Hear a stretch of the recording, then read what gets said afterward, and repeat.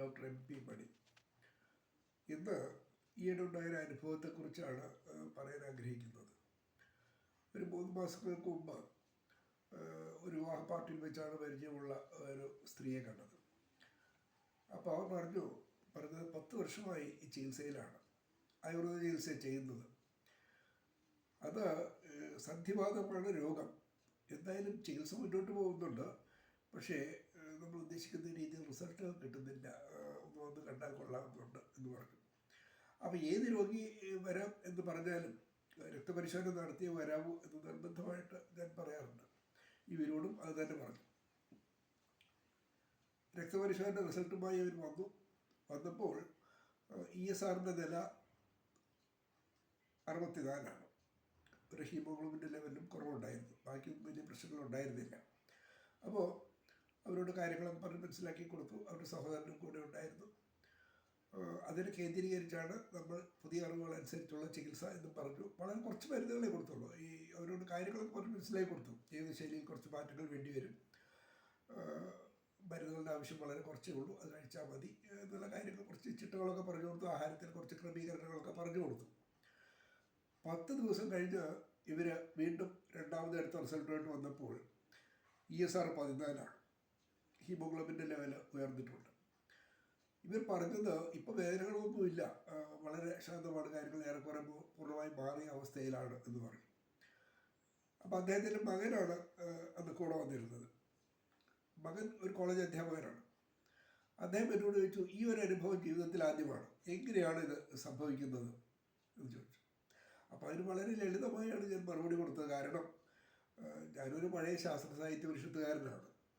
പുതിയ അറിവുകളുടെ കൂടെയാണ് പഠിക്കുന്ന കാലം തൊട്ട് സഞ്ചരിക്കാറുണ്ടായിരുന്നത്.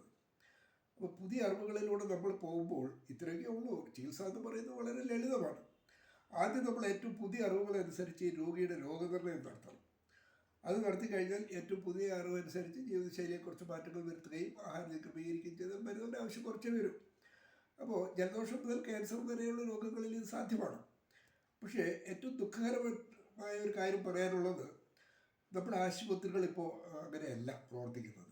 ബഹുഭൂരിപക്ഷം ആശുപത്രികളും അല്ലെങ്കിൽ മുഴുവനും എന്തായാലും പറയാം. നമ്മുടെ ആശുപത്രികൾ യഥാർത്ഥത്തിൽ ഇപ്പോൾ രോഗങ്ങളുടെ പ്രദർശനശാലയാണ്. ഈ പ്രദർശനശാല എന്ന് പറയുമ്പോൾ നമ്മുടെ രോഗികളുടെ ശരീരം എന്ന് പറഞ്ഞാൽ കാഴ്ചപ്പണ്ടങ്ങളാണ്, പരീക്ഷണ വസ്തുക്കളല്ല. എന്തൊക്കെയോ നടക്കുന്നു അവിടെ. അപ്പോൾ ഈ രോഗങ്ങളെ തരംതിരിക്കുകയാണ് അവിടെ നടക്കുന്നത്. നമ്മുടെ ആശുപത്രികളിൽ ഈ രോഗികളെ മാത്രമല്ല, രോഗങ്ങളാണ് തരംതിരിക്കപ്പെടുന്നത്. ഈ രോഗങ്ങളാൽ തരംതിരിക്കപ്പെട്ട രോഗികളെ ചില ഡോക്ടർമാർ പങ്കുവെച്ചെടുക്കുന്നു. എന്നിട്ട് ഈ രോഗത്തെ കേന്ദ്രീകരിച്ചാണ് ചികിത്സ കൊടുക്കുന്നത്.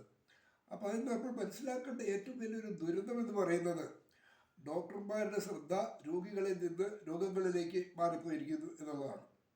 അപ്പോൾ ചികിത്സ എന്ന് പറയുന്നത്, ചികിത്സ ആവശ്യമുള്ളത് രോഗവുമായി വരുന്ന വ്യക്തിക്കാണ്. ഈ വ്യക്തി എന്ന് പറയുന്നത് ഒരു മനുഷ്യനാണ്. അദ്ദേഹത്തിൻ്റെ ശരീരത്തിലെ രസതന്ത്രം എന്ന് പറയുന്നത് എല്ലാവരും ഒന്നായിക്കൊള്ളണമെന്നില്ല. ഒരു രോഗത്തിൻ്റെ കാര്യം എടുത്താൽ തന്നെ ആ രസതന്ത്രം നമ്മളൊന്ന് പരിശോധിക്കുമ്പോൾ, ഈ ലാബ് റിസൾട്ടുകൾ മേശപ്പുറത്ത് വരുമ്പോൾ ഇതിൽ ഒരുപാട് വ്യത്യാസങ്ങൾ കാണും. ഒരിക്കലും രണ്ടുപേരും ഒന്നായി കാണാൻ സാധ്യതയില്ല.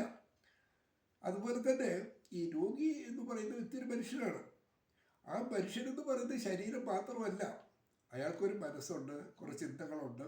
ചിലപ്പോൾ ആ ചിന്തകളിൽ ഉത്കണ്ഠ കാണാം, മാനസിക സംഘർഷം കാണാം, ഭയം കാണാം, ആശങ്കകൾ കാണാം. ഈ മാനസിക വൈകാരിക അവസ്ഥകളൊക്കെ രോഗം ഉണ്ടാകാൻ കാരണമാണ്, അല്ലെങ്കിൽ രോഗികളിൽ രോഗം സങ്കീർണമാകാൻ കാരണമാണ്. അപ്പോൾ ഈ ആയുർവേദത്തിൽ പറയുന്നുണ്ട്, ഈ ചണ്ഡം ശോകാതുരം ഭീരം എന്ന് പറയുന്നത്, അതായത് ഈ ശോകാതുരം ഭീരം അത്തരം രോഗികൾ ഒഴിവാക്കണമെന്ന് പറയുക. കാരണം ചികിത്സ ഫലപ്രദമാകാൻ സാധ്യതയില്ലെന്നാണ് പറയുന്നത്.